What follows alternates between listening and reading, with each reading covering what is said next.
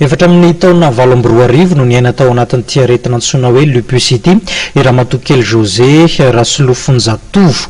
Aretina sarotra sitrana ity aretina ity ary lasa vesatra ho an'ny fiarahamonina sy ho an'ny fianakaviana izany, indrindra ny alafon'ny fanafody entina hitsaboana ny aretina. Horantsika ary ny fijoroana vavolombelona izay nataony. Izy no Josée Rasolonjatovo, tovovavy 40 taona, mananjanaka iray ary mitondra voka amin'izao fotoana izao. Tany amin'ny taona 24 izy no nahafantatra fa tratry ny aretina Lupus, fa naintenana tany amin'ny vanitolana no niatombonin'ny aretina.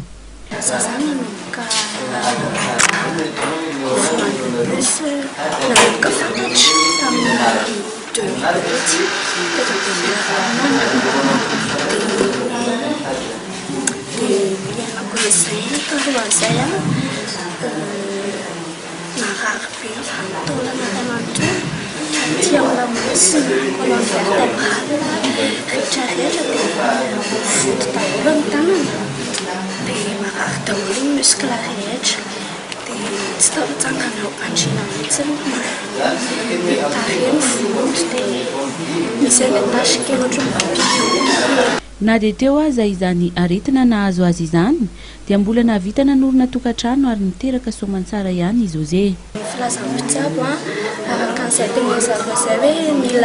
Resaka amin'izareo, mila fifanarahana amin'izareo rehefa hiteraka dia tamin'ny voalohany, tamin'ny zanako voalohany tena stable be mihitsy, stable tsara ny Lupus efa 5 mg ny corticoïdako dia plaquenil iray isan'andro sisa dia efa stable ohatr'izay izy dia nahazo afaka miteraka dia rehefa nandritra ny période ny be voka